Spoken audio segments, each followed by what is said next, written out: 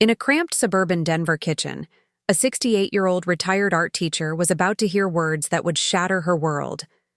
What started as folding laundry took a devastating turn when she faced her son's brutal ultimatum. Margaret Maggie Thompson wasn't your typical displaced mother. For 40 years, she had nurtured creativity in students, known for fierce independence and sharp wit. When David waved that $437 medical bill like a weapon, she had no idea she was walking into exile from her own family. What began as financial desperation would become grandmother's liberation through an unexpected alliance. Before we jump back in, tell us where you're tuning in from, and if this story touches you, make sure you're subscribed, because tomorrow I've saved something extra special for you. The envelope sat on the kitchen counter like an accusation, its medical billing logo stark against the worn laminate. Margaret Thompson had seen David's jaw tighten when he'd torn it open that morning, watched him calculate numbers in his head, the way he always did when money was tight, which was always. She'd retreated to her small room at the back of the house, the one that had once been Jake's playroom before financial necessity had reshaped their living arrangements. Now, 3 hours later, she could hear David pacing in the kitchen, his footsteps heavy with the weight of unpaid bills and mounting frustration. The rhythmic sound matched the throb in her arthritic knuckles as she folded the latest batch of laundry, a small contribution to the household that never seemed quite enough to justify her presence. "Mom!" David's voice cut through the thin walls, sharp with the kind of anger that had been building for months. "We need to talk." Maggie set down the towel she'd been folding, her hands trembling slightly. At 68, she'd learned to read the dangerous undertones in her son's voice, the particular pitch that meant someone was about to become a scapegoat for his latest financial crisis. She found him standing in the cramped kitchen, the medical bill clutched in his fist like evidence of a crime. His hair was disheveled from running his hands through it, a habit he'd inherited from his father, along with the tendency to blame others when life became overwhelming. $437, David said without preamble, waving the bill in her direction. $437 for your diabetes medication. Again. "I know it's expensive, honey, but the doctor said a lot of things." David's voice rose, and Maggie could hear Emma's music stop abruptly from upstairs, her granddaughter no doubt tuning in to another family crisis. The doctor doesn't have to figure out how to pay for it while driving for Uber 12 hours a day just to keep this house. Maggie felt the familiar knot form in her stomach, the one that had been tightening ever since she'd moved in with David's family 3 years ago after her husband's funeral. She'd thought she was helping then, providing childcare while David pursued his latest business venture, cooking meals, maintaining the house. But each failed startup, each mounting bill, had gradually transformed her from helpful grandmother to financial burden. "I pay what I can from my Social Security," she said quietly, hating how small her voice sounded. "I contribute to groceries. I help with—" "Help?" David laughed, but there was no humor in it. "Mom, you eat our food, you use our utilities, you take up space we don't have. And now this." He slammed the bill onto the counter. "Insurance only covers part of it because you're on that expensive insulin. Do you know what $400 means to this family?" The question hung in the air like smoke from a house fire, acrid and suffocating. Maggie knew exactly what $400 meant. It was Jake's basketball camp fees. It was a month of groceries if they shopped carefully. It was the difference between keeping the lights on and explaining to the neighbors why they were sitting in darkness. "Maybe I could switch to a cheaper medication," she offered, though they both knew her endocrinologist had tried that route already. Her body had rejected the alternatives, sending her blood sugar spiraling into dangerous territory.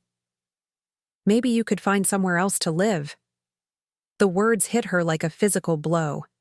David's face was flushed with anger and exhaustion, but behind it, Maggie glimpsed something worse: relief.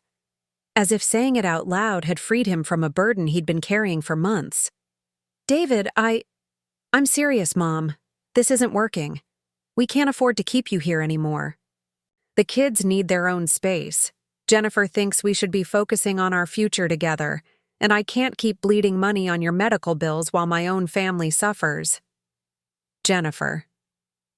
The yoga instructor he'd been dating for 3 months, who smiled politely when Maggie was around, but had never quite looked her in the eye.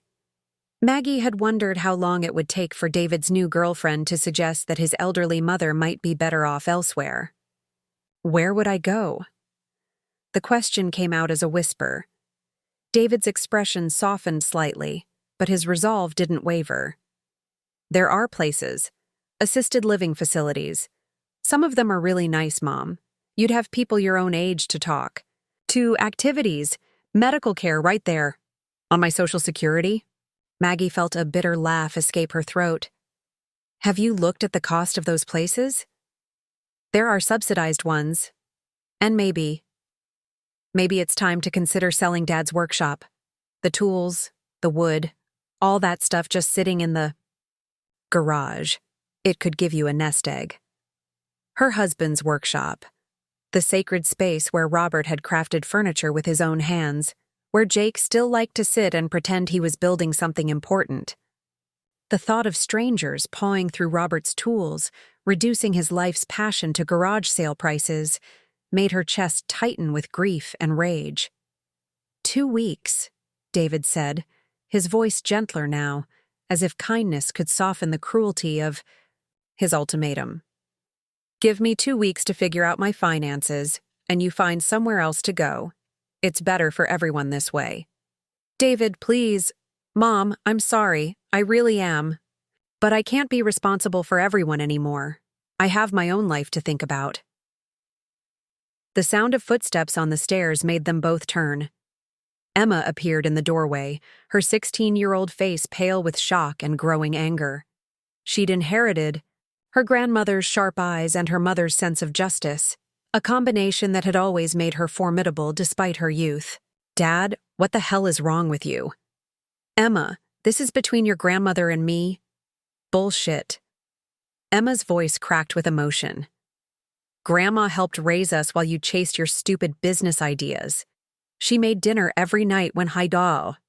You were too busy to come home. She walked us to school, helped with homework, sat with us when we were sick. And now you're throwing her out because she needs medicine to stay alive? It's not that simple. It's exactly that simple. Emma's voice was steady now, with the kind of moral clarity that only teenagers possessed. You're choosing money over family. You're choosing your girlfriend over your mother. Emma, that's enough. No, it's not enough. Nothing's ever enough for you, is it? Mom was never enough, so you cheated on her. We're not enough, so you spend all your time working instead of being a father. And now Grandma's not enough because she costs too much to keep alive. The silence that followed was deafening. David's face cycled through anger, shame, and defensive rage before settling on something that looked like defeat. Maggie felt tears burning her eyes, but she refused to let them fall. Not here, not now. Emma, go to your room, David said quietly. I'm not going anywhere. Emma moved to stand beside her grandmother, her teenage defiance transformed into something protective and fierce. If Grandma goes, I go too. You're 16. You don't get to make that choice. Try me. The standoff might have continued indefinitely, but Jake's voice from the living room broke the tension. Grandma? Why is everyone yelling? Maggie looked at her 13-year-old grandson, who was standing in the doorway with his video game, controller still in his hands, confusion and fear written across his young face. This was what David's ultimatum would do to him. Another adult disappearing from his life. Another broken promise that family was supposed to be forever. It's okay, sweetheart, she managed to say, though her voice was thick with unshed tears. Everything's going to be okay. But as she looked around the kitchen, at David's guilty face, at Emma's righteous anger, At Jake's frightened confusion, she knew that nothing would ever be okay again. Not in the way it had been. The family she'd helped hold together was fracturing along the fault lines of financial desperation and selfish choices. "I'll start looking tomorrow," she said finally, her dignity intact even as her heart shattered. 2 weeks should be plenty of time. David nodded, unable to meet her eyes. Emma made a sound of disgust and stormed upstairs, her bedroom door, slamming hard enough to shake the house. Jake looked between his father and grandmother, processing the implications of what he'd witnessed. "Are you leaving us, Grandma?" Maggie knelt down to his level, ignoring the pain in her knees. "Sometimes adults have to make hard choices, Jake. But no matter what happens, I'll always be your grandmother. That never changes." He hugged her then, his thin arms surprisingly strong around her shoulders. Over his head, she saw David turn away, finally showing something that might have been shame. That night, Maggie sat on her narrow bed surrounded by the modest possessions that represented 68 years of life. Robert's picture smiled at her from the nightstand, and she found herself apologizing to his memory for failing to keep their family together. She'd tried so hard to be helpful, to earn her place in David's household through service and sacrifice. But in the end, love hadn't been enough to outweigh the brutal mathematics of poverty. Her phone lay beside her, loaded with the numbers of assisted living facilities she'd found online. The cheapest one was still $300 more than her monthly Social Security check. The thought of calling her few remaining friends, admitting that her own son had thrown her out, felt like swallowing glass. She was about to turn off the light when her phone buzzed with an unknown number. For a moment, she hesitated. After the day she'd had, she wasn't sure she could handle another blow. But something made her answer. "Hello? Maggie? It's Sarah." "We need to talk." Maggie's grip tightened on the phone as Sarah's voice cut through the darkness of her small room. 3 days had passed since David's ultimatum. 3 days of fruitless calls to assisted living facilities that might as well have been luxury resorts for all she could afford them. The cheapest place she'd found wanted $1,800 a month, more than her entire Social Security check. Sarah? The name felt strange on her tongue. They hadn't spoken since the divorce proceedings 2 years ago, when civility had been maintained only for the children's sake. "How did you get this number?" "Emma gave it to me." Sarah's voice carried the same measured calm Maggie remembered. From their years as family, back when David's failures had bonded them in shared frustration. "She told me what happened, what David said to you." Shame burned in Maggie's chest. The idea that Sarah, the woman David had cheated on, the mother he'd financially abandoned, knew about her humiliation felt like salt in an open wound. "I'm sorry you had to hear about our family drama," Maggie said carefully. "I know things have been complicated." "Complicated." Sarah's laugh held no humor. "That's one word for it. Maggie, I'm calling because I have a proposition. Can we meet for coffee tomorrow?" "I don't think that's—" "Please, just hear me out." Something in Sarah's voice made Maggie pause.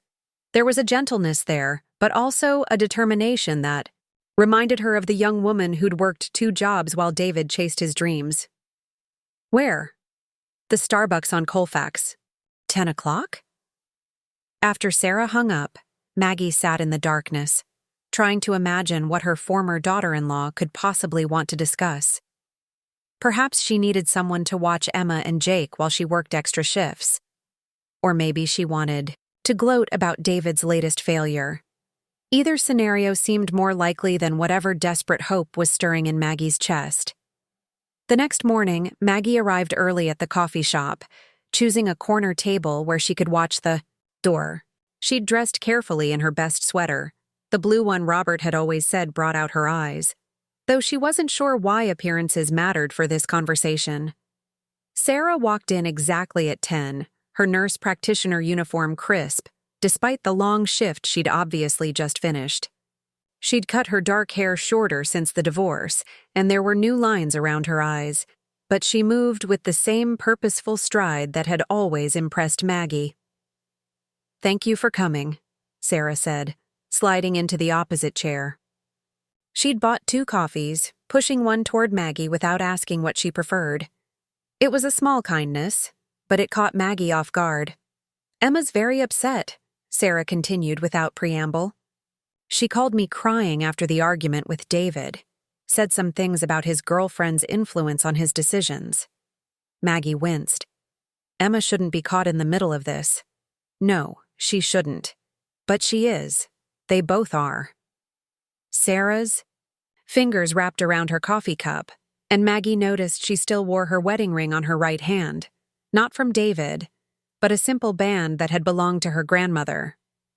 Jake asked me yesterday if you were going to disappear like his dad did. The words hit harder than David's ultimatum had. I would never. I know you wouldn't. But he's 13 and he's seen too many adults leave already. Sarah leaned forward, her voice dropping. Which is why I want to make you an offer. Maggie's heart hammered against her ribs. What kind of offer? Preparing and narrating this story took us a lot of time, so if you are enjoying it, subscribe to our channel. It means a lot to us. Now back to the story. Move in with me. I have a guest house behind my place. It used to be a mother-in-law's suite before I converted it to a home office. It's small but private, has its own kitchen, bathroom, separate entrance. The words seemed to hang in the air between them, impossible and tempting all at once. Maggie stared at Sarah, searching for the catch, the cruel joke, the ulterior motive. That would make sense of this surreal moment. I can't afford. I'm not asking you to pay rent. Sarah's voice remained steady, professional. I'm asking you to help me with the kids when you can. Emma's applying to colleges and she's stressed about essays. Jake needs someone who actually listens when he talks about school. And She paused, vulnerability flickering across her features. I work long shifts. Sometimes I come home to an empty house and wonder if this is what the rest of my life looks like. Maggie felt tears threatening again. But these were different from the ones she'd fought back in David's kitchen. These carried hope alongside the grief. Sarah, I don't understand. After everything David put you through, why would you want his mother living in your backyard? Sarah was quiet for a long moment, staring into her coffee as if it held answers. When she looked up, her eyes held a pain that Maggie recognized, the particular ache of loving someone who couldn't love you back the way you deserved. Do you remember the night Emma had pneumonia? 2 years ago, right before the divorce? Maggie nodded. Emma had been hospitalized for 3 days, her fever spiking dangerously high. David was in Vegas that week, chasing some investor for his latest startup. Couldn't get a flight back for 2 days. Sarah's voice was matter of fact, but Maggie heard the old hurt underneath. You stayed with me at the hospital, brought me real food, made sure I slept, held Emma's hand when the fever broke. The memory came flooding back, Sarah's exhausted. Face in the harsh hospital lighting, the way she'd cried with relief when Emma's temperature finally dropped. You were family then, Sarah continued. Not because of marriage certificates or shared DNA, but because you showed up. You've always shown up for those kids, Maggie. The divorce didn't change that. But David made his choices. I'm making mine. Sarah's jaw set with familiar determination. He threw away the best parts of his life because he couldn't see past his own selfishness. I won't make the same mistake. Maggie felt something loosening in her chest, a knot of shame and fear that had been tightening for months. The kids. How would they feel about this arrangement? Emma suggested it, actually. She said if her father was going to act like a stranger, maybe it was time to choose our own family. And Jake? Jake asked if you could bring your cookie sheets when you move in. Despite everything, Maggie laughed, a real laugh that felt like sunlight breaking through storm clouds. He's always been focused on the important things. So what do you say? Sarah reached across the table, her hand stopping just short of Maggie's. Want to scandalize the neighborhood by moving in with your son's ex-wife? Maggie looked at Sarah's outstretched hand, thinking about the phone calls she'd made to cold, institutional facilities where she'd be just another elderly resident, counting down her days. Then she thought about Emma's college essays and Jake's basketball games, and Sarah coming home to an empty house after saving other people's children. She reached out and clasped Sarah's hand. When can I move in? The silence in David's house on moving day was deafening. Maggie had expected anger, shouting, perhaps even relief from her son. Instead, she got the cold shoulder treatment he'd perfected during his teenage years.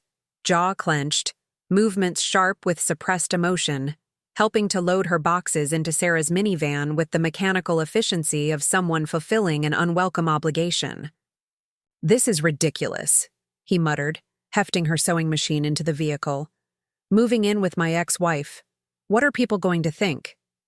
"Since when do you care what people think?"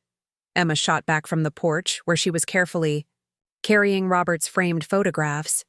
She'd appointed herself guardian of her grandmother's most precious belongings, handling each item with reverent care.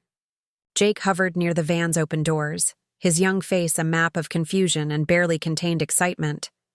"Grandma, will you still make pancakes on Sundays?" "Every Sunday," Maggie promised, ruffling his hair. "And maybe we can try that recipe for chocolate chip ones you've been asking about." David's mouth tightened. "Jake, get back in the house. This doesn't concern you."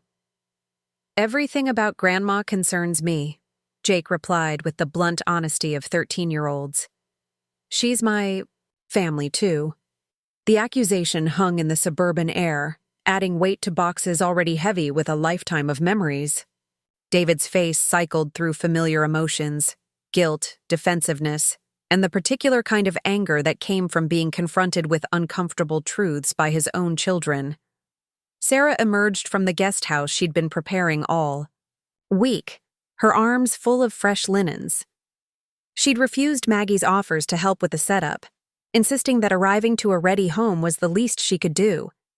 Now, watching the family dynamics play out in her driveway, her expression remained carefully neutral.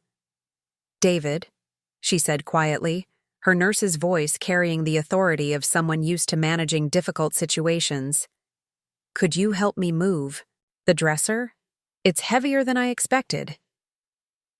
It was a diplomatic way of giving him something constructive to do, and despite their history, David responded to her practical tone. They disappeared into the small guest house together, leaving Maggie alone with her grandchildren on what felt like the most surreal day of her life. "Are you scared, Grandma?" Jake asked, his voice smaller now.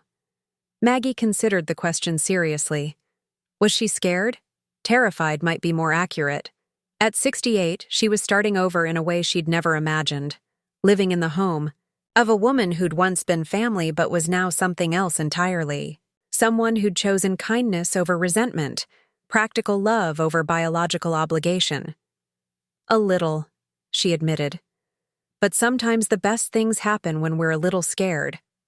Emma, mature beyond her 16 years, nodded with understanding. "Like when Mom decided to leave Dad. She was terrified, but it was the right thing to do." From inside the guest house came the sound of furniture being moved, punctuated by low conversation. Whatever David and Sarah were discussing, their voices remained civil, a small miracle given their volatile history. "I should have done this years ago," Sarah said when they emerged, her cheeks flushed from exertion. She was talking to David, but her words carried to the small group by the van. "The space was just sitting there empty while you—" She caught herself, glancing at the children. "While I what?" David's defensive tone was back. "While you struggled to make ends meet," Sarah finished diplomatically. "This arrangement helps everyone." "Right. Very convenient for you, getting free childcare." The words slipped out before David could stop them, revealing the bitter core of his resentment. Sarah's face went very still, and Maggie felt her own temper flare, the same protective instinct that had once made her legendary among misbehaving students. David Michael Thompson. Her voice carried the authority of 30 years of classroom management. Sarah is offering me a home when my own son threw me away like garbage. If you want to question someone's motives, I suggest you start with your own. Emma made a soft sound of approval. Jake looked between the adults with wide eyes, processing this rare moment of his grandmother asserting dominance over his father. David's face flushed red. I didn't throw you away. I made a practical decision about resources. You made me feel worthless. The words came out quietly, but they hit with devastating accuracy. You reduced me to a line item in your budget. Sarah is treating me like family. She's not your family, I am. Family doesn't come with expiration dates based on medical bills. The silence that followed was broken by the sound of Sarah's phone buzzing. She glanced at it, then at the tense group in her driveway. I have to take this call. Work emergency. Emma, could you show your grandmother where I put the extra blankets? Jake, there's lemonade in the fridge if anyone's thirsty. She disappeared into her main house, leaving the fractured family to navigate their new reality. Emma immediately took charge, linking her arm through Maggie's and guiding her toward the guest house. Come on, Grandma. Let me show you your new home. The small space was a revelation. Sarah had transformed what could have been a sterile apartment into something warm and welcoming. Maggie's favorite reading chair, the one David had complained took up too much space, was positioned perfectly by the window. Her art supplies were arranged on a desk she didn't recognize, clearly purchased specifically for this setup. Sarah bought that desk last week, Emma explained, noticing her grandmother's surprise. She said every artist needs proper workspace. Maggie ran her fingers over the smooth wood surface, fighting back tears. When had David last acknowledged her artistic pursuits? When had anyone in his house treated her creativity as anything more than a pleasant hobby for an old woman? There's more, Jake announced, having followed them inside despite his father's continued brooding in the driveway. He opened what Maggie had assumed was a closet door to reveal a small but fully equipped kitchenette. Sarah said you like to cook when you're thinking. The thoughtfulness of every detail overwhelmed her. This wasn't charity or convenience. This was someone paying attention to who she actually was, rather than seeing her as a burden to be managed. Through the window, she could see David loading the last of her boxes with jerky, angry movements. When he finished, he stood beside his car. For a long moment, staring at the guest house as if he couldn't quite believe what was happening, Sarah reappeared, approaching him with careful steps. Their conversation was brief and intense, ending with David getting into his car without saying goodbye. Is he mad at us? Jake asked, pressing his face to the window. He's mad at himself, Emma said with wisdom that shouldn't have belonged to someone her age. He just doesn't know it yet. As David's car disappeared down the tree-lined street, Maggie felt something she hadn't experienced in months. Peace. Not the brittle calm of walking on eggshells, but the deep quiet of being somewhere she belonged. Her phone buzzed with a text. From Sarah. Take your time settling in. Dinner's at 6 if you'd like to join us. No pressure. Welcome home. Welcome home. The words settled into Maggie's chest like warmth, filling spaces that had been cold for far too long. The morning ritual began at dawn. Sarah would slip out her back door in scrubs, leaving a steaming thermos of coffee on Maggie's step along, with a handwritten note. Early surgery today. Emma needs help with college essays after school. Thank you for being here. C. These small gestures had become Maggie's anchor in her new life. In David's house, she'd tiptoed around his moods, calculating her worth in unpaid labor and walking on eggshells. Here, Sarah treated her contributions as gifts rather than obligations, her presence as wanted rather than tolerated. Grandma, you have to settle an argument. Jake burst through her door without knocking, a privilege she'd granted him on day 3 when his 13-year-old anxiety about her leaving had become obvious. Is it weird that Dad's ex-wife is taking better care of you than Dad did? The question hung in the morning air like incense, heavy with implications neither of them fully understood. Maggie set down her coffee, studying her grandson's earnest face. "What do you think, sweetheart?" "I think it's weird that it's not weird," Jake said, plopping into the chair across from her tiny kitchen table. "Like, shouldn't it be awkward? But instead it feels normal. Better than normal." "Why do you think that is?" Jake shrugged with the careless wisdom of youth. "Maybe because Mom and you actually like each other. Not like Dad pretending to like Jennifer's yoga videos when he obviously thinks they're stupid." The mention of Jennifer sent an unexpected pang through Maggie's chest. She'd met David's new girlfriend exactly once, during an uncomfortable dinner where Jennifer had praised Maggie's adorable little crafts and suggested she might enjoy the senior activities at the local community center. "Speaking of your father," Maggie said carefully, "how are you feeling about all these changes?" Jake considered this with the seriousness he applied to important questions. "Honestly, I like having you here. And I like seeing Mom happy when she comes home instead of stressed about everything. Dad always made her tired." The simple observation cut deeper than any adult analysis could have. Children saw truth with devastating clarity, unfiltered by polite social conventions or the complex negotiations adults use to avoid uncomfortable realities. "But I feel bad for Dad sometimes," Jake continued, "like he doesn't know how to be happy without making someone else sad." That afternoon, Maggie found herself at Sarah's kitchen table with Emma, college brochures spread between them like a paper prayer mat. Emma's essay drafts bore the frustrated marks of multiple revisions, words crossed out and rewritten until the pages looked like battlefields. "I can't figure out how to write about overcoming challenges without sounding like every other divorced kid applying to college," Emma said, her voice tight with frustration. "The counselor says to make it personal, but how personal is too personal?" Maggie studied the latest draft, recognizing the careful way Emma had sanitized her family's dysfunction. The essay read like a Wikipedia entry about resilience rather than a window into a young woman's soul. "Tell me about the night your parents told you about the divorce," Maggie said gently. Emma's pen stilled. "Why?" "Because that's where your real story starts. Not with some neat narrative about overcoming adversity, but with the moment you realized adults don't have all the answers." "I was 14. Emma's voice dropped to barely above a whisper. "Dad sat us down and said he'd made some mistakes, that he and Mom needed space to figure things out. But I could hear Mom crying in their bedroom later, and I knew it wasn't about space. It was about Dad choosing something else over us." "How did that feel?"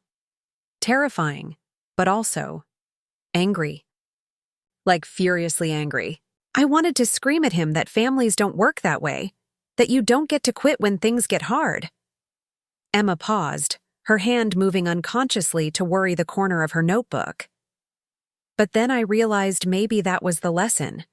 Maybe some people do quit, and maybe that teaches you something about who you want to be." "Now we're getting somewhere," Maggie said softly. "That's your essay, sweetheart. Not about overcoming your parents' divorce, but about choosing to be the kind of person who shows up." Their writing session was interrupted by the sound of multiple car doors slamming in the driveway. Through the window, Maggie could see David's vehicle alongside another car she didn't recognize. Her stomach tightened with familiar anxiety as David emerged, followed by Jennifer and a woman in professional attire carrying a clipboard. "What the hell?" Emma muttered, moving to the window. David's voice carried across the yard, louder than necessary and pitched for an audience. "I just want to see the setup for myself. Make sure my mother is being properly cared for." The woman with the clipboard was asking questions, writing notes. Maggie felt ice form in her veins as she realized what was happening. "He brought a social worker," she whispered. Sarah's car pulled into the driveway just as David was gesturing toward the guest house, his voice carrying the performative concern he'd perfected during their marriage. Jennifer stood slightly apart, her discomfort obvious even from a distance. "That son of a bitch," Emma said, her language earning no correction from Maggie under the circumstances. They watched Sarah approach the group, her body language shifting into the professional calm she used for medical emergencies. The conversation was brief, but intense, with David gesturing animatedly while Sarah remained still, her responses measured and deliberate. 20 minutes later, the official visit was over. The social worker shook Sarah's hand, made notes on her clipboard, and departed with what looked like satisfaction. David lingered, his grand gesture having apparently backfired. "What was that about?" Maggie asked when Sarah finally came inside, her face flushed with anger, but her voice controlled. "David reported me to Adult Protective Services," Sarah said without preamble. "Claimed I was taking advantage of a vulnerable elderly person for free labor." The words hit like physical blows. "What did you tell them?" "The truth, that you're a guest in my home, that you contribute what you choose to contribute, and that you're free to leave whenever you want." Sarah's jaw tightened. "I also mentioned that the complaint came from the same son who evicted you for being too expensive to keep." "What did the social worker say?" "That this is obviously a loving family situation, and that David needs to mind his own business." Sarah's anger finally broke through her professional calm. "But Maggie, if you want to reconsider this arrangement, I understand. I won't let you become a weapon in David's war against his own guilt." The offer hung between them, generous and heartbreaking in its selflessness. Maggie looked around the kitchen where she'd spent the afternoon helping Emma find her voice. Where Jake came to raid the cookie jar and share his daily dramas, where Sarah returned each evening with stories from the hospital and gratitude for shared meals. "The only thing I want to reconsider," Maggie said firmly, "is whether we need to establish some boundaries about surprise visits from my son." Relief flickered across Sarah's features. "I was thinking the same thing." That evening, as they prepared dinner together, a ritual that had evolved naturally over the past 2 weeks, Maggie found herself reflecting on David's desperate attempt to maintain control. He'd lost his wife, was losing his children's respect, and now watched his mother thrive in the care of the woman he'd abandoned. "He's scared," she said aloud, surprising herself. "What?" Sarah looked up from the vegetables she was chopping. "David. He's scared that we're proof of what he could have had if he'd been a different kind of man." Maggie stirred the pasta sauce, its rich aroma filling the kitchen with warmth. "This family we're building, it's everything he threw away." Sarah was quiet for a long moment. "Do you think he can change?" "I think people can always change," Maggie said carefully. "The question is whether they want to do the hard work it requires, or if they'd rather keep blaming everyone else for their failures." Through the window, they could see Emma and Jake in the backyard, Emma helping her brother practice free throws while he peppered her with questions about college. The scene was domestic and peaceful, untainted by the afternoon's drama. "Thank you," Sarah said suddenly. "For what?" "For choosing us back." Sarah's voice was soft, vulnerable in a way Maggie rarely heard. "For making this feel like a real family instead of just people sharing space." Maggie reached across the counter and squeezed Sarah's hand. "Thank you for seeing me as more than a burden to be managed." Later that night, as Maggie settled into her comfortable chair with a book, she reflected on the strange turns her life had taken.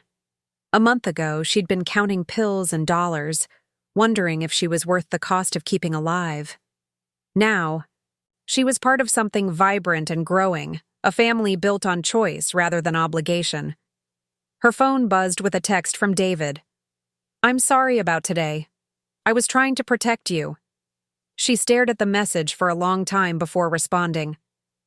"I'm exactly where I belong. If you want to be part of this family, you're welcome. But you have to choose it every day, not just when it's convenient." He didn't reply, but that was okay. Some lessons took time to learn, and Maggie had all the time in the world. Too expensive to keep. The phone call came at 6:47 a.m. on a Tuesday, jarring Sarah from the deep sleep that followed her double shifts. David's voice was strained, desperate in a way she hadn't heard since their marriage collapsed. "Sarah, I need to talk to you. It's important." "David, it's not even 7 in the morning. They garnished my wages." The words tumbled out in a rush. "The credit card company. They took everything from my last 3 rideshare payments. I can't make rent." Sarah sat up in bed, instantly alert. Despite everything between them, the panic in David's voice triggered her protective instincts. Not for him, but for Emma and Jake, who would inevitably suffer from their father's latest crisis. "How much do you owe?" 18,000, maybe 22 with the legal fees. David's voice cracked. "The lawyer says they can take up to 25% of my earnings until it's paid off. That's 4 years, Sarah. Maybe 5. She did the math quickly, her nurse's brain calculating resources against needs. "What about your business venture? The app thing you were developing?" "Dead. The investor pulled out last month when I couldn't show user growth." His laugh was bitter. "Turns out revolutionary ride-sharing for pet owners wasn't as brilliant as I thought." Through her bedroom window, Sarah could see Maggie's guest house, the lights already on as her former mother-in-law, she corrected, herself began her morning routine. The irony wasn't lost on her. David had thrown out the one person who might have helped him weather this storm. "What do you want from me, David?" The silence stretched long enough that Sarah wondered if the call had dropped. When David finally spoke, his voice was smaller, younger, the voice of the man she'd fallen in love with before ambition and ego had consumed him. "I need help. A loan. Just enough to cover rent for a couple months while I figure things out." "How much?" 3,000, maybe 4. Sarah closed her eyes, feeling the familiar weight of David's financial irresponsibility settling on her shoulders. Even after their divorce, even after building a new life, she couldn't escape the gravitational pull of his disasters. "I can't enable this anymore, David." "It's not enabling. It's exactly enabling." Her voice hardened with resolve born from painful experience. "I spent 8 years covering for your financial mistakes. I worked 2 jobs while you chased dreams that never materialized. I won't do it again." "What about the kids? You want them to be homeless?" The manipulation was so familiar, it almost made her nostalgic. "The kids live with me most of the time anyway. If you lose your apartment, that just makes the custody arrangement more honest." "Sarah, please." She ended the call before he could launch into the emotional blackmail that had worked so effectively during their marriage. But as she lay in the darkness, she couldn't shake the image of Emma and Jake learning that their father had lost his home, their last connection to the family they'd been before everything fell apart. 2 hours later, Maggie appeared at Sarah's kitchen door with coffee and the intuitive timing that seemed to activate whenever family crisis struck. "Everything okay? I heard your phone ring early." Sarah found herself explaining the situation while Maggie listened with the focused attention she'd probably used with struggling students. When Sarah finished, Maggie was quiet for a long moment, stirring sugar into her coffee with deliberate precision. "What are you thinking?" Sarah asked. "I'm thinking about the money Robert left me." "Maggie, no. It's $15,000, Maggie continued as if Sarah hadn't spoken. "Life insurance policy he took out years ago. I was saving it for Emma's college, but maybe?" "Absolutely not." Sarah's voice carried the authority she used when patients tried to refuse necessary medical treatment. "You are not bailing David out with your husband's life insurance money. But if it helps the children, it won't help them. It'll just delay the inevitable while teaching David that someone will always clean up his messes." Sarah reached across the table, covering Maggie's hand with her own. "I learned this the hard way. The best thing we can do for Emma and Jake is let David face the consequences of his choices." "Then what do we do?" We take care of what we can control. Emma, Jake, each other. David has to figure out how to take care of himself. Their conversation was interrupted by footsteps on the stairs. Emma appeared in the kitchen doorway. Her hair still tousled from sleep, but her eyes alert with the premature wisdom of children who'd lived through too many adult crises. Was that Dad on the phone? Sarah hesitated, then decided on honesty. Yes, he's having some financial problems. How bad? Emma's voice was steady, but Sarah caught the slight tremor underneath. Bad enough that he might have to move. Emma was quiet for a moment, processing this information with the practical assessment she'd inherited from her mother. Does this affect our college funding? The question was heartbreakingly mature. A 16-year-old calculating the ripple effects of her father's failures on her own future. Sarah felt her chest tighten with protective rage at David for putting his children in this position yet. Again. Your college funding is secure, Maggie said firmly. Whatever happens with your father, that doesn't change.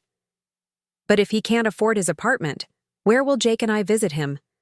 It was Jake's voice from the stairs, and Sarah realized both children had been listening longer than she'd thought. Her 13-year-old son appeared in the doorway, his young face already resigned to another disappointment.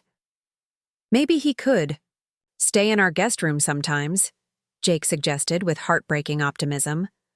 Like a reverse custody thing. The suggestion hung in the air like a prayer, innocent and impossible. Sarah caught Maggie's eye across the table, seeing her own conflicted emotions reflected there.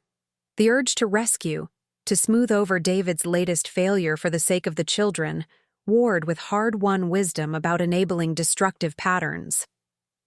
That's a generous thought, sweetheart, Maggie said gently. But sometimes adults have to solve their own problems before they can be good visitors in other people's homes. You mean Dad has to grow up? Emma's voice held no judgment, just weary understanding. I mean, your father has to decide what kind of man he wants to be, Sarah said carefully. And that's work only he can do. Later that morning, after the children had left for school, Sarah found herself standing in her driveway staring at the guest house where Maggie was tending to her small herb garden. The woman David had discarded as too expensive was now the stabilizing force in their reconstructed family, offering to sacrifice her security for children who weren't even her legal responsibility anymore. The contrast was devastating and clarifying. David's biological claim to fatherhood meant nothing without the daily choice to show up, to prioritize his children's well-being over his own comfort. Maggie's chosen commitment to Emma and Jake was proving more reliable than their father's genetic obligation. Her phone buzzed with another text from David. I could lose everything. Please reconsider. Sarah stared at the message, thinking about the everything he claimed to be losing. His apartment, the one he'd barely spent time in, preferring to focus on failed business ventures, his independence, the freedom to make catastrophic financial decisions without considering their impact on others. His pride, the ability to blame external circumstances for problems he'd created. Maybe losing those things wouldn't be the tragedy David imagined. Maybe it would be the beginning of something better, if he was willing to do the work of becoming worthy of his children's love. She deleted the message without responding and went inside to help Maggie plan dinner. Some battles weren't worth fighting, and some people had to find their own way to rock bottom before they could begin the climb back up. The family they were building, imperfect, unconventional, held together by choice rather than obligation, was too precious to sacrifice on the altar of David's perpetual crisis. Emma and Jake deserved stability, and sometimes the most loving thing a parent could do was refuse to participate in their other parent's dysfunction. That evening, as they sat around the dinner table Maggie had set with her grandmother's dishes, Sarah watched Emma help Jake with his math homework, while Maggie quietly graded essays from her substitute teaching job. The scene was domestic and peaceful, untainted by the chaos swirling around David's imploding life.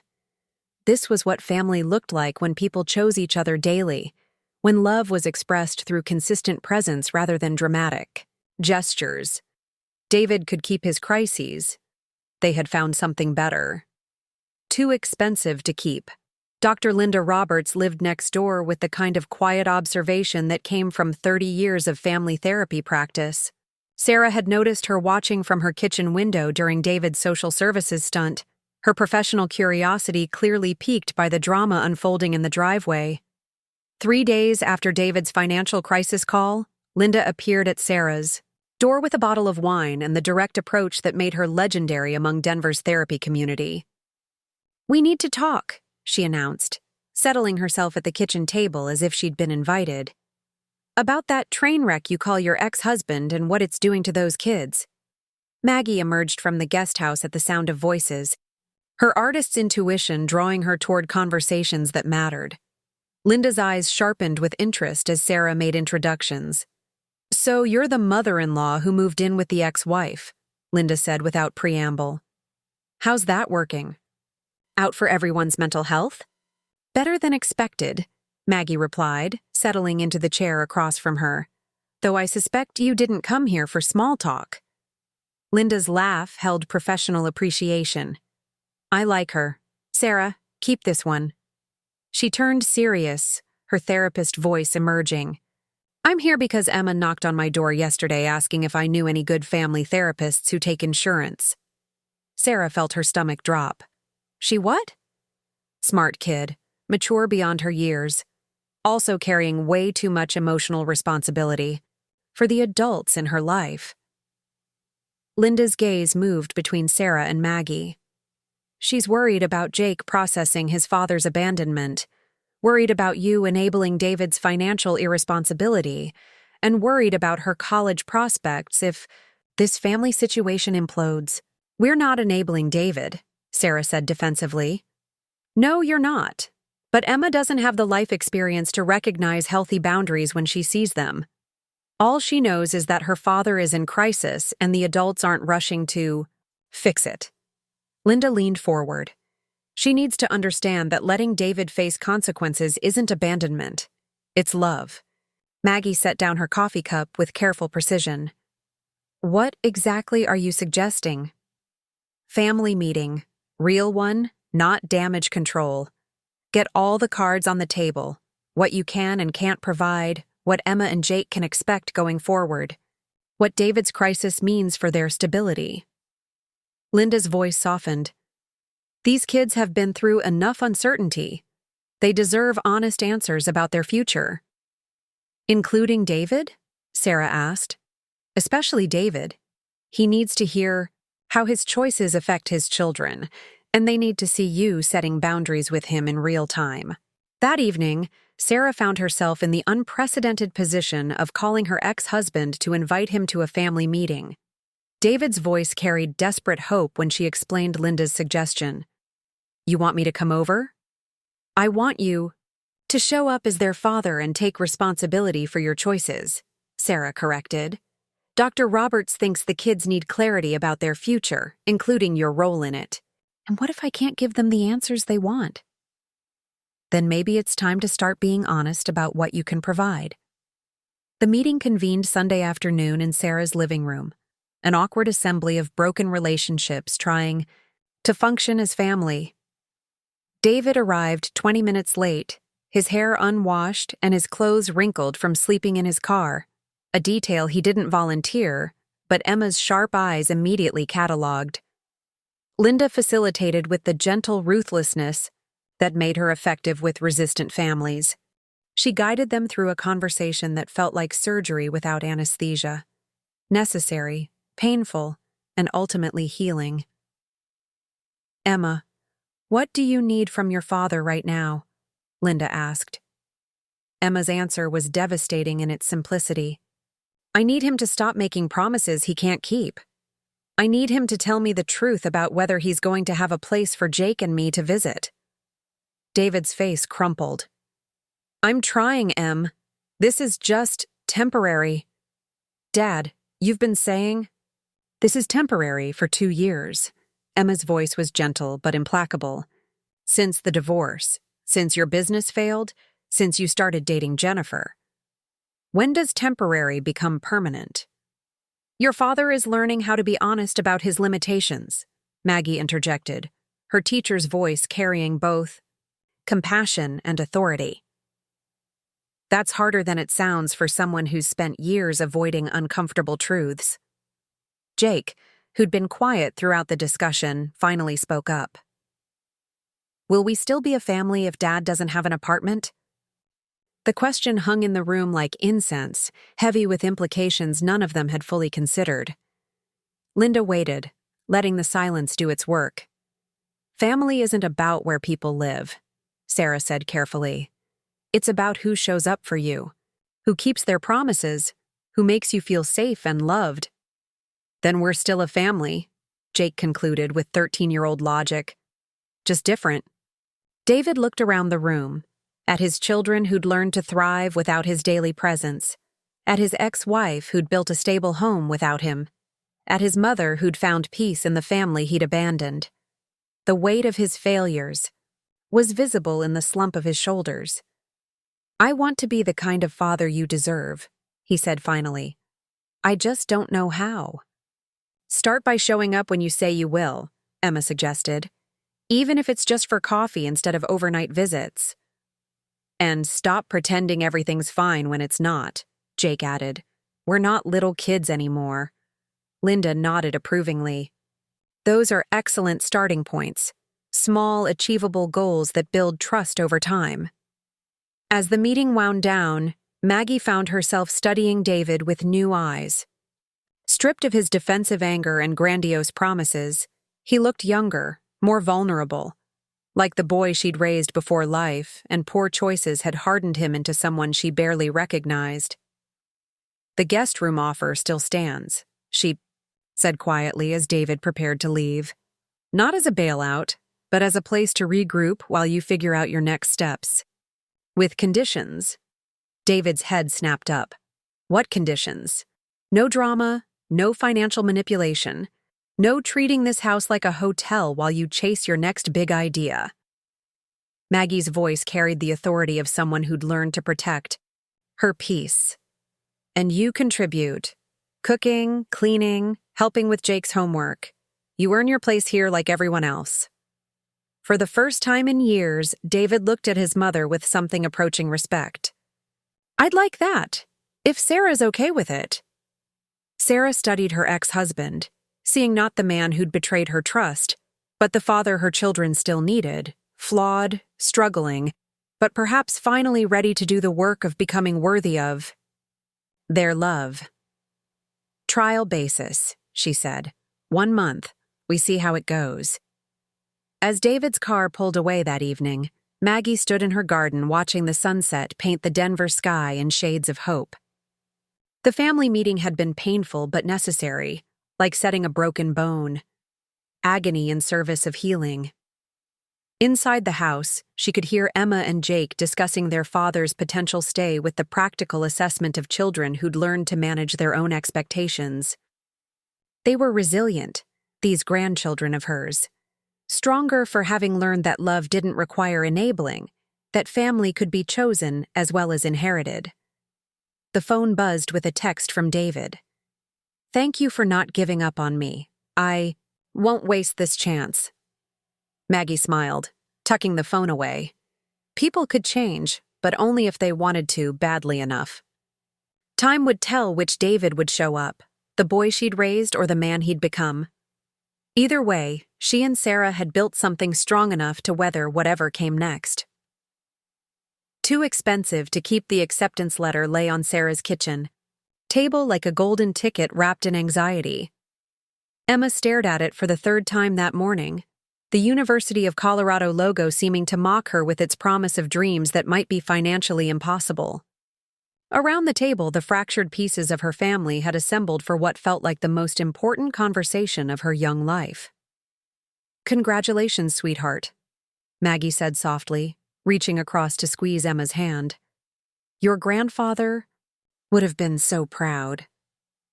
Emma's eyes filled with tears she'd been holding back for weeks. I don't know if I can accept it, Grandma. The tuition alone is $32,000 a year. That's not counting room and board, books, everything else. Sarah felt her chest tighten watching her daughter wrestle with impossible choices. This was supposed to be a moment of pure celebration. Emma had worked so hard, maintained a 4.2 GPA while dealing with her parents' messy divorce and her father's ongoing financial catastrophes. She deserved better than having to choose between her dreams and her family's stability. "We'll figure it out," Sarah said, though she wasn't sure how. Her nursing salary was comfortable, but not generous, especially after helping cover Emma and Jake's expenses when David's contributions became sporadic. David shifted uncomfortably in his chair, the weight of his inadequacy visible in the slump of his shoulders. "I'll contribute what I can," he said, but his voice lacked conviction. They all knew his track record with promises about money. "How?" Emma asked, and there was no accusation in her voice, only exhaustion. "Dad, your car got repossessed last month. You're staying in that efficiency apartment that doesn't even have a real kitchen. How are you going to help pay for college?" The question hung in the air like smoke from a fire nobody wanted to acknowledge. David's face reddened, and Sarah saw him struggling between defensiveness and the awful recognition that his daughter was right. Maggie cleared her throat gently. "I have some money set aside," she said, her voice carefully neutral. "Your grandfather's life insurance. It's been sitting in savings, earning practically nothing. I'd like to use it for Emma's education." Sarah felt her breath catch. She knew about Harold's policy, not the details, but enough to understand it was probably Maggie's only real financial security. "Maggie, you can't." "I can and I will," Maggie interrupted with a firmness that brooked no argument. "It's $38,000. Not enough to cover everything, but it's a start." Emma's eyes went wide. "Grandma, no. That's your money. What if you need it for medical expenses, or what if I don't?" Maggie's smile was gentle but determined. "Emma, I'm 68 years old. I've been given a gift, the chance to see my granddaughter succeed. Harold and I always planned to help with your education. This is just a different way of doing it." David found his voice, though it came out strained. "Mom, I can't let you do that. It's not right." "You can't let me?" Maggie's eyebrows rose slightly, and Sarah caught the edge of steel in her voice. "David, 3 months ago you told me I was too expensive to keep. Now you're going to dictate how I spend my own money?" The words hit their target with surgical precision. David winced as if he'd been slapped, and Sarah felt a complex mix of satisfaction and sympathy. She'd watched Maggie grow stronger over these months, more willing to assert herself. But this was the first time she'd heard her directly confront David about his cruelty. Jake, who had been quietly eating cereal while listening to the adult conversation, suddenly spoke up. "I don't understand why everything has to be about money. Can't Emma just go to college because she's smart?" The innocent question crystallized everything that was wrong with their situation. Out of the mouths of babes, Sarah thought. Jake was right. This should be simple. A brilliant student had earned her place at a good university. In a just world, that would be enough. "It doesn't work that way, buddy," Emma said gently, ruffling her brother's hair. "College costs money, and we don't have enough." "But you will," Jake said with the confidence of someone who hadn't yet learned that good intentions don't always translate to good outcomes. "Dad will get a better job, and Mom makes good money, and Grandma has savings. Right?" Sarah looked around the table at this strange constellation of family, her ex-husband who had disappointed them all repeatedly, her former mother-in-law who had become her closest ally, and her children who were learning too young that love and good intentions weren't always enough to solve life's problems. "I could take out loans," Emma said quietly. "Student loans. Cover what the family money can't." "No." The word came from 3 adults simultaneously, creating an unexpected moment of unity. "Emma," Sarah said carefully, Student loans for that amount would mean you'd graduate with over $100,000 in debt. That's like carrying a mortgage before you even start your adult life. Maggie nodded emphatically. I've seen too many of my former students struggle with that burden. It changes everything. What career you can choose, when you can buy a house, whether you can afford to have children of your own someday. David was quiet for a long moment, staring at his hands. When he finally spoke, his voice was barely above a whisper. I'll figure something out. I'll get a second job, work nights, weekends. I'll sell whatever I have left to sell. Sarah felt an unexpected pang of sympathy for him. For all his faults, David loved his children. His failures as a husband and son didn't negate his desire to be a good father, even if he'd proven spectacularly bad at the execution. Dad, Emma said gently, you're already working 12-hour days. When would you sleep? Sleep is overrated, David tried to joke, but nobody laughed. Dr. Linda Roberts, who had been quietly observing from the kitchen, counter where she'd been helping Sarah prepare coffee, finally spoke up. What if we approached this differently? Instead of thinking about what each person can contribute individually, what if we considered this a family investment? All eyes turned to her, and Linda continued thoughtfully. Sarah, your nursing income is stable. Maggie, you have the insurance money. David, you have the ability to take on additional work, even if temporarily. Emma, you could work part-time during school. What if everyone contributed what they realistically can, with the understanding that Emma's education benefits the whole family in the long run? It was a radical suggestion, treating this fractured, complicated group as a true family unit working toward a common goal. Sarah found herself considering it seriously for the first time. I could pick up extra shifts, she said slowly. The hospital's always short-staffed on weekends. And I could help more with Jake, Maggie added. Maybe Sarah wouldn't need to pay for after-school care if I'm here anyway. Emma looked around the table, tears streaming down her face. You would all do that? Even after everything that's happened? Sweetheart, Maggie said, reaching for her granddaughter's hand again. Families don't stop being families just because they break apart. Sometimes they just rearrange themselves. Sarah felt something shift in her chest, a recognition that this conversation was about more than college tuition. They were negotiating a new definition of family, one built on choice rather than obligation, on shared goals rather than blood relations. David cleared his throat. I want to help. I know I've screwed up everything else, but I want to do this right. Emma deserves better than what I've given her so far. The room fell quiet, and Sarah realized they were all holding their breath, waiting to see if this moment of unity would hold or shatter under the weight of past disappointments.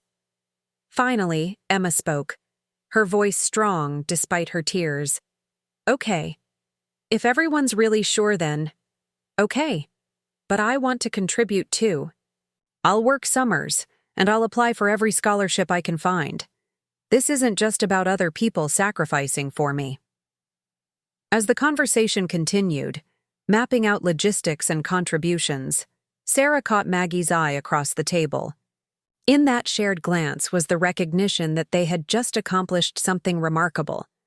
They had turned a family crisis into a family solution, proving that love, when channeled through practical action, really could overcome almost anything. The coffee had gone cold hours ago, but David stared at it anyway, watching the film that had formed on the surface ripple with each vibration from the rideshare app on his phone. Another ping. Another stranger needing to get somewhere. Another $5 fare that wouldn't even cover the gas to pick them up. The mathematics of his existence had become brutally simple. Work more, earn less, fall further behind.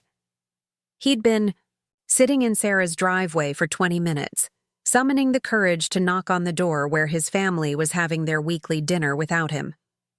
Through the window, he could see the warm light spilling from the kitchen, could hear the faint sound of laughter. His children, his mother, his ex-wife, all of them together, building something he'd somehow excluded himself from. The invitation had come from Emma, delivered with the careful neutrality she'd perfected since his outburst about her college funding. "We're discussing the scholarship application Sunday night. Mom thought you should be there." Thought he should be there. Not wanted him there, not missed him there. Should? Like a obligation. Like a necessary evil in the complex equation of Emma's future. David's hands tightened on the steering wheel as he forced himself to get out of the car. The evening air carried the scent of Sarah's garden, the roses she'd planted after their divorce, after she'd stopped having to accommodate his allergies. Everything about this place spoke of the life that had continued without him, improved without him. The door opened before he could knock. Sarah stood there, her scrubs replaced by jeans and a sweater that made her look younger, more like the woman he'd married 15 years ago. For a moment, he felt the familiar twist of regret, the recognition of everything he'd lost through his own stubborn refusal to grow up. "You're late," she said, but her tone was matter-of-fact rather than accusatory. "Traffic," he lied, though they both knew he'd been sitting in her driveway, working up the nerve to face them all. The kitchen was warm and alive in a way his apartment never was. Emma sat at the table with her laptop open, scholarship applications spread around her like battle plans. Jake was helping Maggie arrange flowers in a vase, their heads bent together in concentration. The scene was so domestic, so perfectly normal, that David felt like an intruder in his own family's life. "Dad!" Jake's face lit up with uncomplicated joy, the kind of unconditional love that made David's chest tight with shame. His youngest still believed in him, still thought he was capable of being the father Jake deserved. "Hey, buddy." David ruffled Jake's hair, avoiding everyone else's eyes. "How's school?" "Good. I made the basketball team.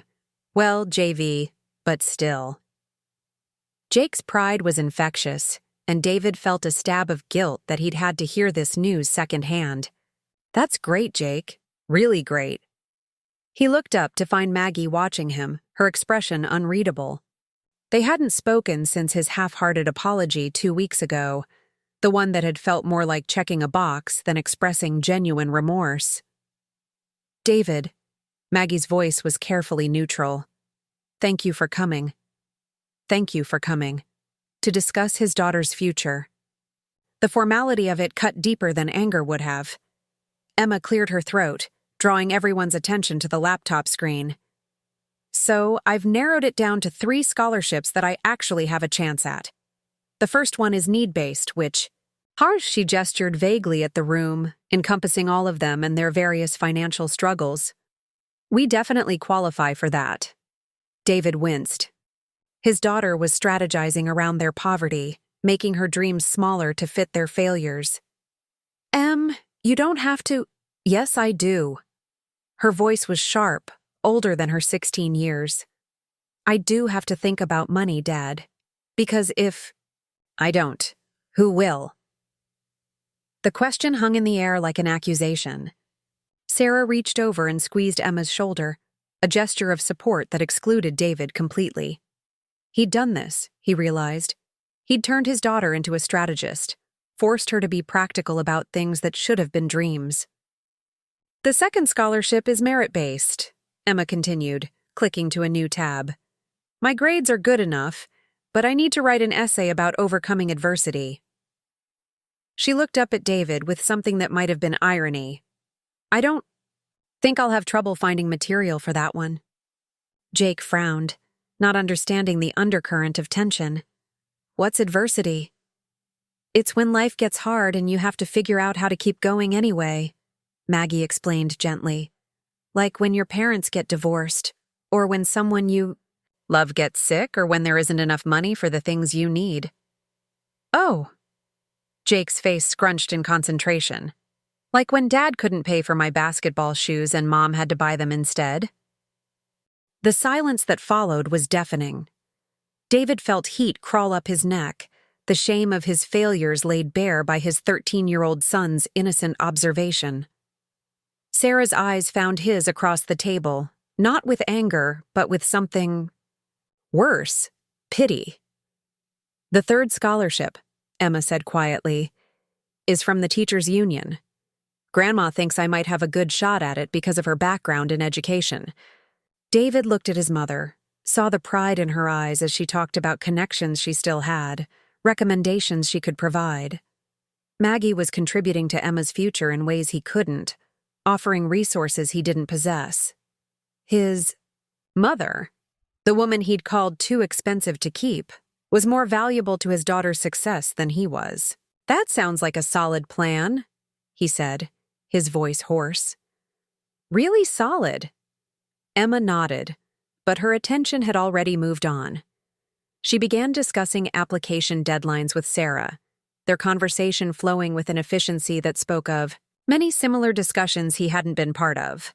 They'd built a system without him, found a way to plan for Emma's future that didn't depend on his contributions. "I should probably get going," he said after an hour of feeling like a visitor in his own family's life. "Early pickup tomorrow."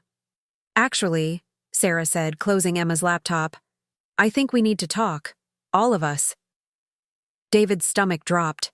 Nothing good ever started with those words, especially not in Sarah's careful, professional tone. "Kids, can you give us a few minutes?" Sarah asked. Emma and Jake exchanged a look, the kind of wordless communication siblings develop when their parents' relationship becomes something they have to navigate around. They disappeared upstairs with the practiced invisibility of children who'd learned to make themselves scarce during adult conversations. Sarah waited until their footsteps faded before turning to face David completely. This isn't working. What isn't working? But he knew. Everything. All of it. You showing up here like a guest in your own children's lives. Them having to tiptoe around your feelings while they're trying to plan their futures. Your mother being more involved in Emma's education than you are. Maggie shifted uncomfortably. Sarah, maybe this isn't... No, Maggie, it is my business. Because my children are affected by this, and I won't watch them continue to manage their father's emotions instead of focusing on their own lives. David felt the words hit him like physical blows. I'm trying, Sarah. I'm working every day. Trying to contribute. Working every day and contributing nothing, Sarah interrupted. Do you know what Emma told me last week? She said she's relieved you can't afford to pay for college because then she won't have to feel guilty about your sacrifice. Your 16-year-old daughter is relieved that her father can't help her achieve her dreams.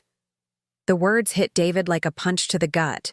He looked at Maggie, searching for some defense, some contradiction, but found only the same pity he'd seen in Sarah's eyes. That's not... He started, then stopped. Because it was. It was exactly what he'd done to his family. Turned his love into a burden. His presence into something they had to manage and navigate around. I know you're struggling, Sarah continued, her voice softer now, but no less firm. But your children are growing up, David. Emma's going to be in college in 18 months. Jake's becoming a teenager. They need a father who's present, not one who shows up to be thanked for trying. David stood abruptly, the chair scraping against Sarah's hardwood floor. So what do you want me to do? Just disappear? Make it easier. For all of you? I want you to grow up, Sarah said quietly. I want you to stop making your problems everyone else's responsibility and start taking care of your own life so you can actually participate in theirs. The truth of it was devastating because it wasn't cruel or unfair. It was just fact, delivered with the clinical precision of someone who'd spent years watching him make the same mistakes over and over again. David looked at his mother, at the woman he'd reduced to a line item in his budget, who was now more essential to his children's lives than he was. He thought about Jennifer, who'd finally given up on his promises of change after watching him blame everyone else for his failures. He thought about Emma, strategizing around his inadequacy, and Jake, casually mentioning the ways his father had failed him. I don't know how, he admitted, the words coming out broken and small. I don't know how to be different. Maggie stood slowly, her arthritis making the movement careful and deliberate. She walked to where David stood, reached up and cupped his face in her hands the way she had when he was small, and the world felt too big and complicated to navigate. You start by admitting you need help, she said softly. You start by taking responsibility for your choices instead of blaming circumstances. And you start by putting your children's needs before your pride. David felt tears he hadn't shed since his divorce burning behind his eyes. I'm sorry, Mom. I'm sorry for what I said, for how I treated you. I was scared and angry, and I took it out on the wrong person. I know, Maggie said simply. But sorry isn't enough anymore, David. Your children are watching. They're learning what kind of man their father is. And right now, that lesson isn't one you want them to learn. Sarah cleared her throat gently. There's a financial counselor at the community center. She helps people with debt management, budget planning, and Dr. Roberts knows someone who does family therapy. David wanted to bristle at the suggestion, to defend himself against the implication that he needed professional help. But looking around Sarah's kitchen, at the evidence of the life his family had built without him, he realized that his pride was the luxury he could least afford. Okay, he said quietly. Okay, I'll make some calls. It wasn't much, it wasn't enough, but it was the first honest admission he'd made in months that the problem wasn't the world. It was him. And somewhere upstairs, his children were probably listening, learning whether their father was capable of change or if they'd have to build their futures around his limitations. For the first time in years, David hoped it wasn't too late to become the man they deserved him to be. But hope, he was learning, was just the beginning. The real work would start tomorrow, when he had to face the mirror and figure out how to rebuild a life he'd spent so long destroying. The evening air was crisp as he walked to his car, carrying the weight of everything he'd lost and the terrifying possibility that some of it might still be salvageable. Behind him, the lights in Sarah's kitchen stayed on, his family continuing their lives without him, but for the first time in months, that didn't feel like abandonment. It felt like motivation. Spring came to Denver with the cautious hope of second chances.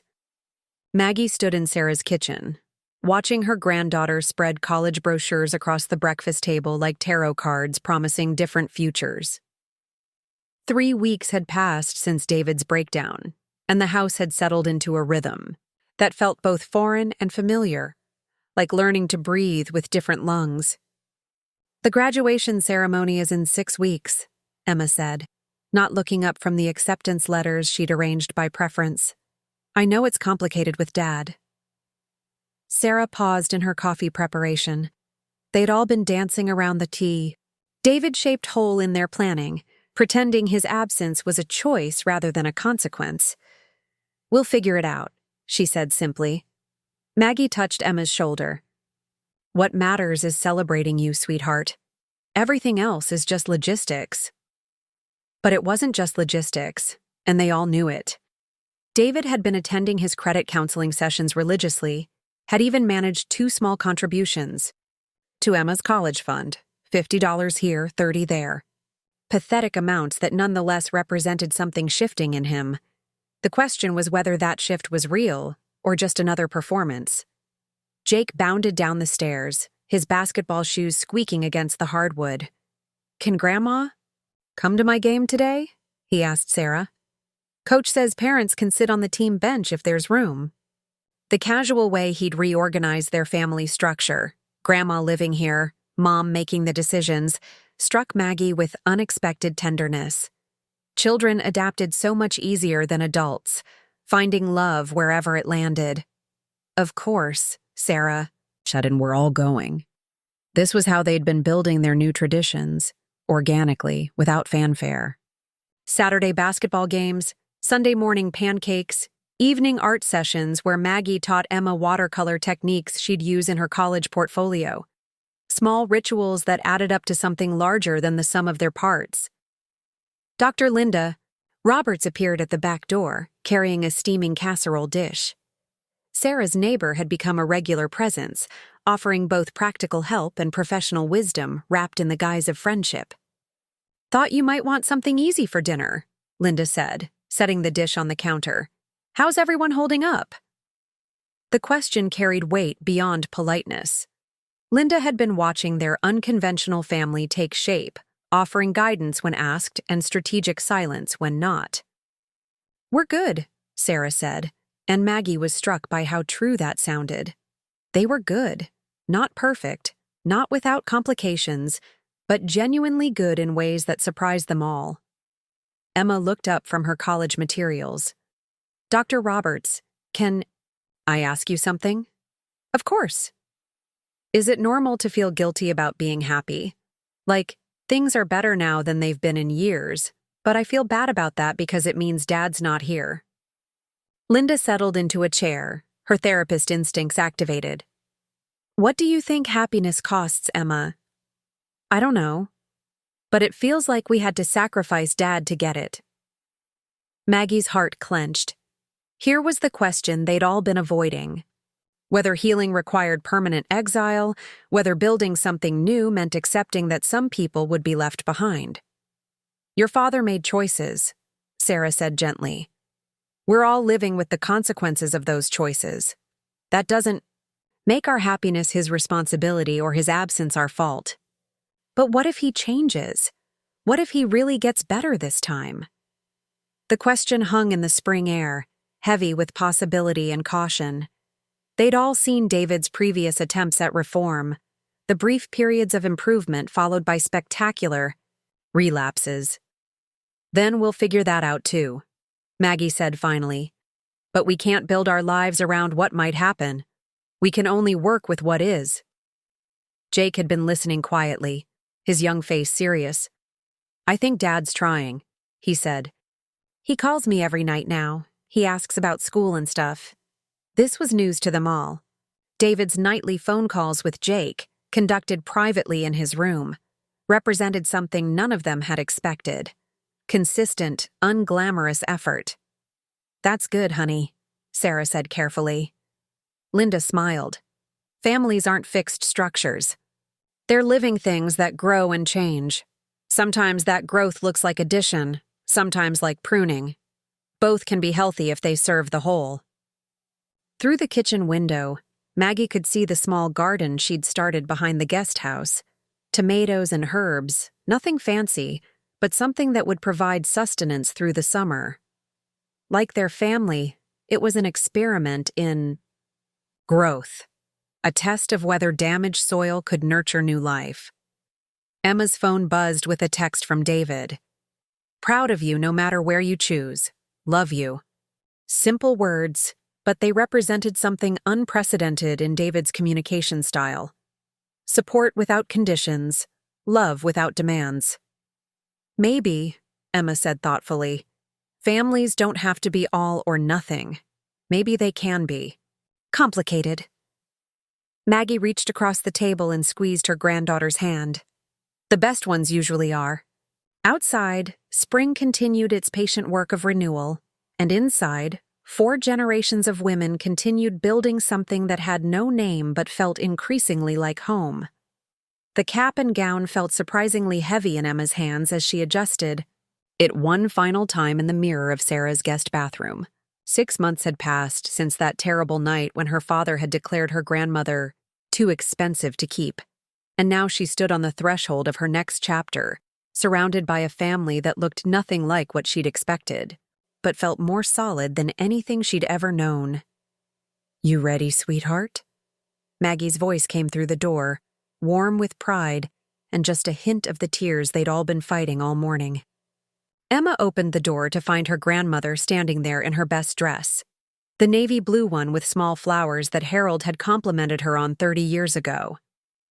Maggie had lost weight during her months of stress, but the past few weeks of stable living and Sarah's home cooking had brought color back to her cheeks. "I can't believe it's really happening," Emma said, smoothing her gown nervously. "College, Northwestern. I keep thinking I'm going to wake up and find out it was all a dream. Dreams have a way of becoming real when you have people believing in them, Maggie replied, reaching up to adjust Emma's cap. Your grandfather would have been so proud. He always said you had the kind of mind that could change the world. They walked together toward the living room where the rest of their unconventional family waited. Sarah stood by the window, elegant, in a dress Emma had never seen before, her nurse's practical wardrobe temporarily replaced by something softer. Jake sprawled on the couch in his only dress shirt, already pulling at the collar with teenage discomfort. And there, standing awkwardly by the kitchen doorway, was David. He'd arrived 15 minutes early, a small miracle in itself, carrying a single white rose and wearing an expression of determined humility that Emma was still learning to trust. You look beautiful, Em, he said quietly, and she could hear the genuine emotion beneath the words. The past months had changed him too, carved lines of accountability into his face and taught him the weight of his own actions. His financial, counseling sessions and consistent small contributions to her college fund didn't erase the pain he'd caused, but they represented something Emma had never seen from him before. Follow-through. Thanks, Dad. She accepted his awkward hug, still careful with her trust, but no longer holding her breath waiting for him to disappoint her. Sarah clapped her hands together, breaking the tension with practiced maternal efficiency. Okay, everyone, photos. First, then graduation. Then we're coming back here for Emma's favorite dinner and the cake Maggie and I stayed up until midnight perfecting. The next hour passed in a blur of camera flashes and careful choreography as they navigated the complex dance of divorced families at public events. David sat 2 rows behind Sarah and Maggie, Jennifer notably absent, their relationship another casualty of his long-overdue reckoning with reality. But when Emma's name was called and she walked across that stage, all 4 of them cheered with the fierce pride of people who'd fought for this moment together. Back at Sarah's house, the celebration took on the easy warmth that had become their new normal. Maggie had spent the morning decorating with Emma's artwork from throughout the years, pieces saved from middle school art classes and high school projects that David had never bothered to properly display. Now they hung like a gallery of Emma's. Journey, testament to the grandmother who'd always seen her potential. I want to say something, Emma announced as they gathered around the dining room table, Sarah's best china gleaming under the soft light. Before we eat, before I start crying and ruin my makeup. She looked around the table at these faces that had become her anchor. 6 months ago, I thought my family was falling apart. Dad was angry all the time. Grandma was being thrown away. Like garbage. And I was scared that nothing I'd grown up believing about love and loyalty was actually true. David flinched at the words, but he didn't look away. That too was progress. But I learned something, Emma continued, her voice growing stronger. Family isn't about who shares your DNA or who lives in the same house. It's about who shows up when everything goes wrong. It's about who sacrifices for your dreams and who believes in you when you can't believe in yourself. She turned to Maggie. Grandma, you taught me that dignity isn't about having money or independence. It's about how you treat people when you have power and how you carry yourself when you don't. You never stopped being gracious, even when you had every right to be bitter. Maggie's eyes filled with tears, her hand reaching across the table to squeeze Emma's fingers. And Sarah, Emma turned to the woman who'd become so much more than a stepmother. You showed me that the best kind of love is the kind that chooses to stay, even when it's complicated and messy, and no one would blame you for walking away. Sarah wiped her eyes with her napkin, her professional composure finally cracking. Even you, Dad, Emma said, her voice gentler now. You showed me that people can change, that hitting rock bottom doesn't have to be the end of the story. It can be the beginning of becoming who you were always supposed to be. David's face crumpled slightly, and Emma could see him fighting not to cry in front of everyone. And Jake, she grinned at her little brother, who was pretending to be embarrassed by all the emotion. "You reminded me that love doesn't have to be complicated. Sometimes it's as simple as refusing to let go of the people who matter most." Jake ducked his head, but Emma caught his smile. "I'm going to college knowing that I have the strongest foundation anyone could ask for. Not because we're perfect, but because we're real. Because we chose each other over and over again, until choice became love, became family." She raised her water glass, and the others followed suit. To chosen family, to second chances, to the kind of love that shows up when it matters most. "To Emma," Maggie added, her voice thick with pride, "who reminded us all what we're fighting for." They clinked glasses in the warm glow of Sarah's dining room, this impossible family that had emerged from the wreckage of disappointment and financial desperation. Tomorrow, Emma would leave for Northwestern with a full scholarship, Maggie's, sacrifice and Sarah's support making her dreams possible. But tonight they celebrated not just her achievement, but their survival. Outside, Denver's summer evening painted the sky in shades of hope, and inside Sarah's house, a family that had rebuilt itself from love and determination toasted to the future. It wasn't the life any of them had planned, but it was theirs. Messy, complicated, and absolutely worth fighting for. The cost of family, they'd learned, wasn't measured in dollars. It was measured in showing up, in sacrifice, in the willingness to love fiercely, even when love seemed impossible. And by that measure, they were the richest family in the world. Up next, you've got 2 more standout stories right on your screen. If this one hit the mark, you won't want to pass these up. Just click and check them out. And don't forget to subscribe and turn on the notification bell so you don't miss any upload from us.